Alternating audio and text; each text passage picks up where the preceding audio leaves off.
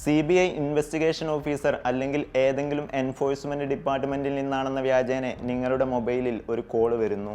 നിങ്ങളുടെ പേരിലുള്ള അക്കൗണ്ടുകളിൽ വ്യാജ പണമിടപാട് സജീവമാണ്, അല്ലെങ്കിൽ മയക്കുമരുന്നുകൾ അടങ്ങിയ കൊറിയർ നിങ്ങളുടെ മേൽവിലാസത്തിൽ ലഭ്യമായിട്ടുണ്ടെന്നോ പറഞ്ഞ് വിരട്ടുന്നു. പിന്നീട് സുപ്രീം കോടതിയുടെ വ്യാജ രേഖകളടക്കം കാണിച്ച് പോലീസ് വേഷത്തിൽ വീഡിയോ കോളിൽ പ്രത്യക്ഷപ്പെട്ട് ഡിജിറ്റൽ അറസ്റ്റ് രേഖപ്പെടുത്തുന്നു. തുടർ നടപടികൾക്കായി ബാങ്ക് വിവരങ്ങളോ പണക്കൈമാറ്റമോ ആവശ്യപ്പെടുന്നതോടെ എല്ലാം ശുഭം. സൈബർ ഇടങ്ങളിൽ നിരന്തരം നടന്നുകൊണ്ടിരിക്കുന്ന ഡിജിറ്റൽ അറസ്റ്റ് രീതിയെക്കുറിച്ചാണ് പറഞ്ഞു വരുന്നത്. മുൻ വർഷങ്ങളിൽ അധികൃതർ പുറത്തുവിട്ട കണക്കുകളെല്ലാം ഞെട്ടിക്കുന്നതാണ്.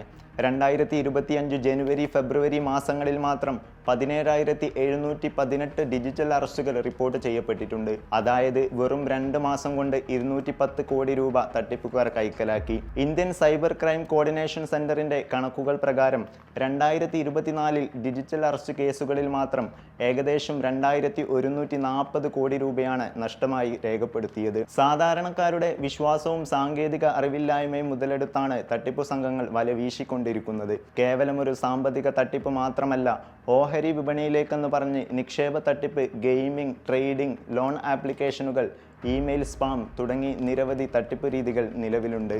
കഴിഞ്ഞ വർഷം ഇന്ത്യക്കാർക്ക് സൈബർ തട്ടിപ്പിലൂടെ നഷ്ടമായത് 19 കോടി രൂപയാണ്. നാഷണൽ സൈബർ ക്രൈം റിപ്പോർട്ടിംഗ് പോർട്ടലിൽ രജിസ്റ്റർ ചെയ്തത് 21 ലക്ഷത്തിലധികം പരാതികൾ.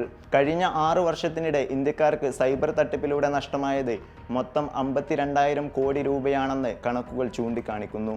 ഇന്റർനെറ്റ് ഇല്ലാതെ ജീവിതം അസാധ്യമാണെന്ന കാഴ്ചപ്പാടിലേക്ക് മാറിയിരിക്കുകയാണ് ആധുനിക ലോകം. സമൂഹ മാധ്യമങ്ങളിൽ കയറാത്ത ഒരു ദിനം പോലും ജീവിതത്തിൽ കൊഴിഞ്ഞു പോകുന്നില്ല. സൈബർ കുറ്റകൃത്യങ്ങൾ നടത്തുന്നവർക്കെതിരെ നടപടിയെടുക്കാനും ശിക്ഷ കൽപ്പിക്കാനും ഉപഭോക്താവിൻ്റെ സൈബർ സുരക്ഷ ഉറപ്പുവരുത്താനും IT ആക്ടിലൂടെ ഇന്ത്യൻ ഭരണഘടന അനുശാസിക്കുന്നുണ്ട്.